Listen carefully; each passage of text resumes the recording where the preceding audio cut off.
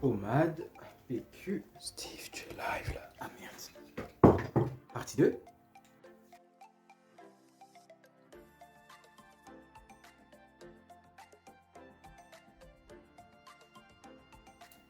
Hello les gens, du coup voici la deuxième partie parce que vu que beaucoup d'entre vous, vous avez pas mal aimé la première partie sur les exos là, let's go. Sans trop tarder, commençons la correction de l'exercice 2 du part 1. Je veux pas, enfin la dernière vidéo j'ai expliqué le sujet etc, mais vu que maintenant j'ai fait un tableau Excel où vous avez tous accès au tableau Excel, je vous conseille fortement de regarder ce tableau Excel pour voir tous les données à gauche là, utiles pour le truc, voilà. J'ai résumé tout sur le tableau Excel, du coup on va l'utiliser pour la correction des exos. Je commence par l'exercice 1 qui est le plus facile. Si jusqu'à maintenant vous n'avez pas compris, what the fuck quoi.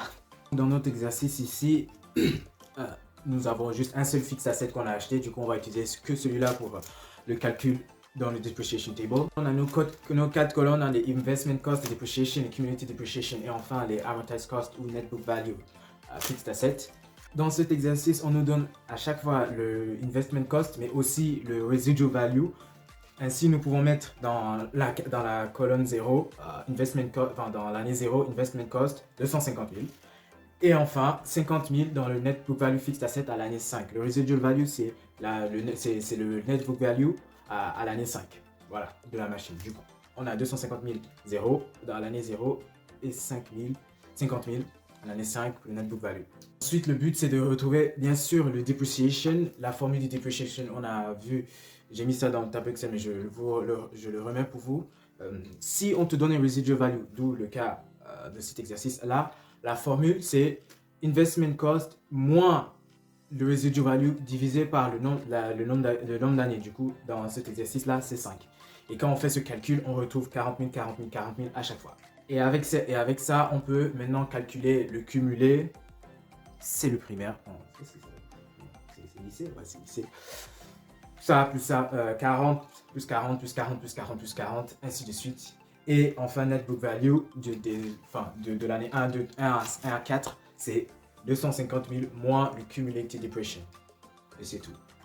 Ensuite, le working capital table, un peu plus difficile que celui de la dernière fois, mais ça va aller assez vite.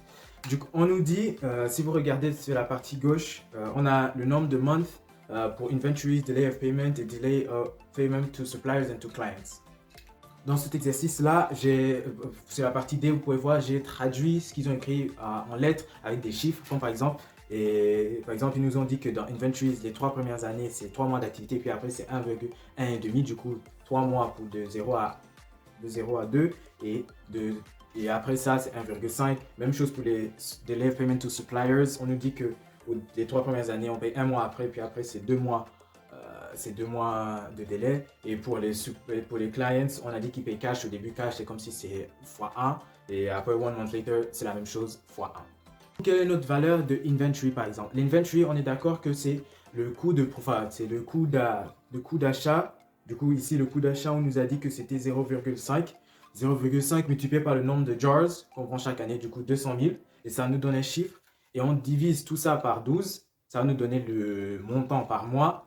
Et comme on sait que c'est 3 mois d'inventory, par exemple, à l'année 0, on prend ce nombre-là et on multiplie par 3. Et on a, bien sûr, pour l'année 0. Et c'est la même chose. Juste à partir de l'année 3, on multiplie plus par 3, on multiplie par 1,5.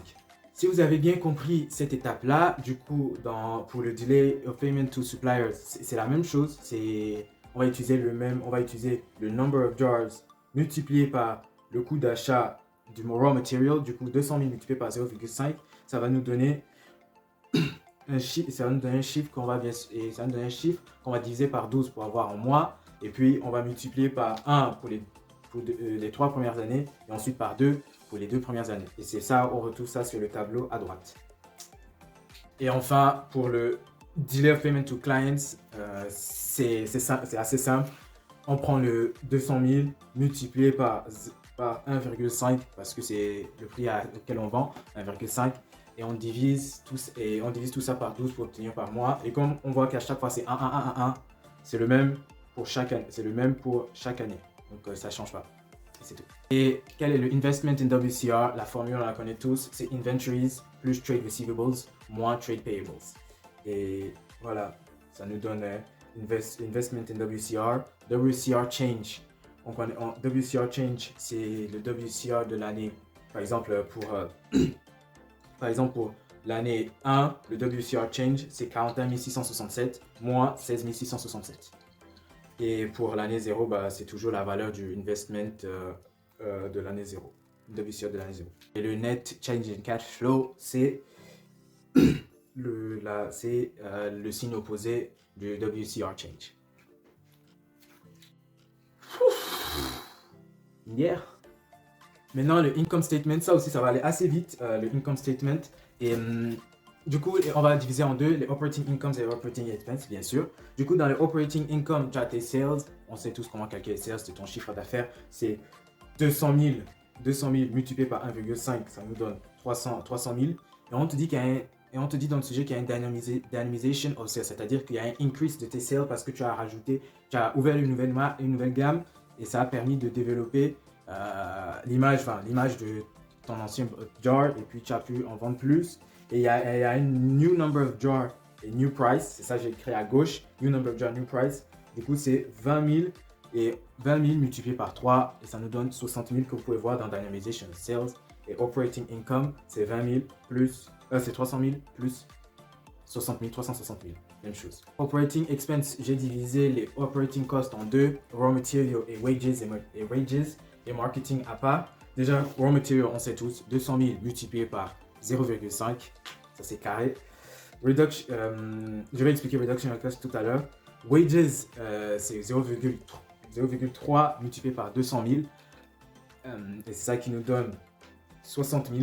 Et du coup, c'est quoi Reduction in Cost? Dans ton sujet, on a dit qu'il y a eu une réduction de tes coûts, du coup, cannibalization de tes costs. Et c'était de 2000 bottles à 0,1. Du coup, tu fais 2000 fois 0,1. Du coup, tu as une reduction de 200 €. Rental, c'est écrit dans ton sujet, c'est un opportunity cost. C'était de 70 000, du coup 70 000 chaque année. 70 000 chaque année parce que c'est ce que tu aurais pu gagner, mais au final, ça te revient coûteux. Launch expense, on la met juste dans l'année 1 parce que tu vas pas train à chaque, enfin tu peux train à chaque fois tes employees, mais dans cet exemple-là, on a juste dit qu'il y a un launch expense au début et puis c'est tout. Depreciation, c'est le depreciation qu'on a calculé sur le tableau juste au-dessus. Juste au-dessus, et c'était 40 000. Existing depreciation, restez avec moi parce que ça, il faut que vous compreniez très bien. Sur la partie C, j'ai mis un petit tableau. J'ai dit ce tableau est juste nécessaire pour la question 3 et 4. Pourquoi est-ce que j'ai dit ça? Parce qu'en fait, il faut qu'on calcule la depreciation de ça parce que ça, l'amortissement, c'était à chaque fois depreciation.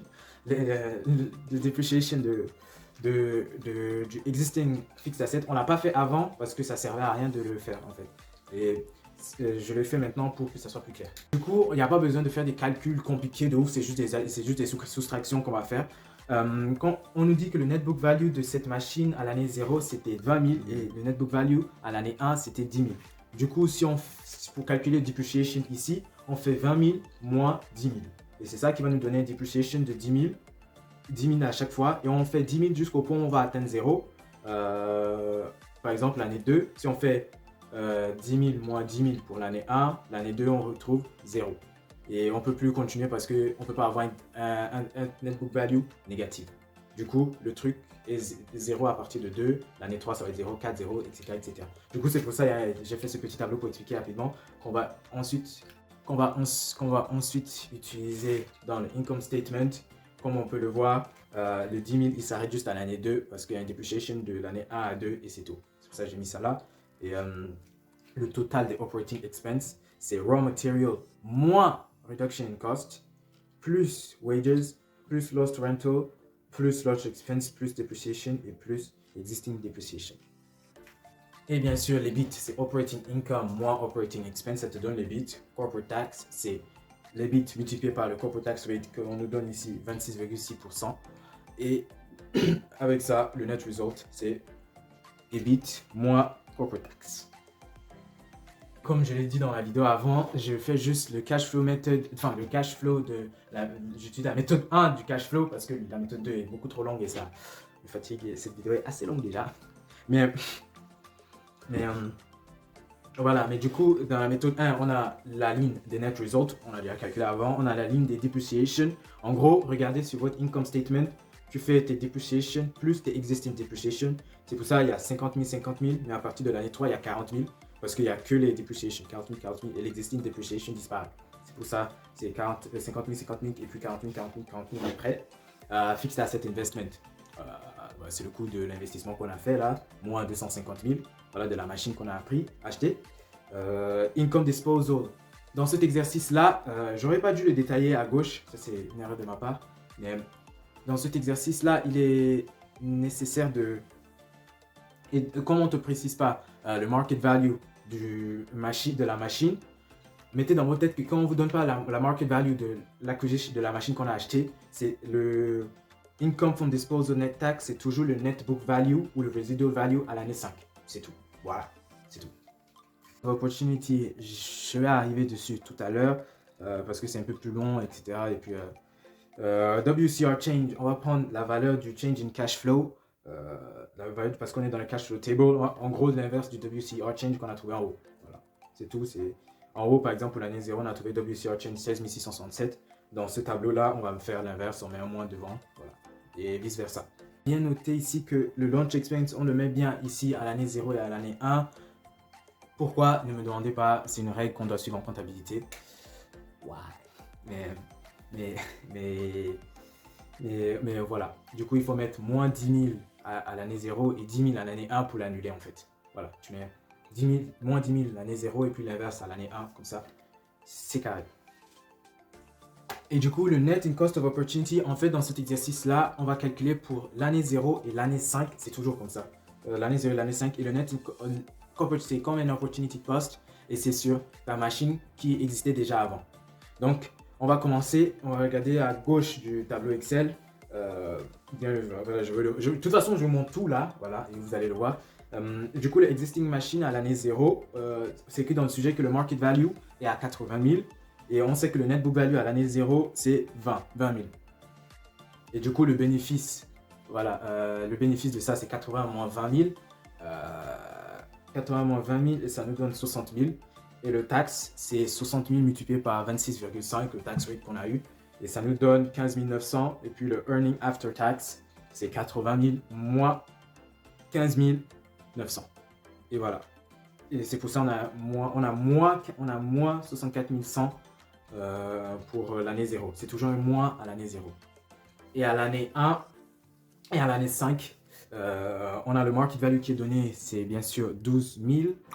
Et comme on a calculé avant sur le tableau, on sait que le net book value à l'année 5, c'est 0.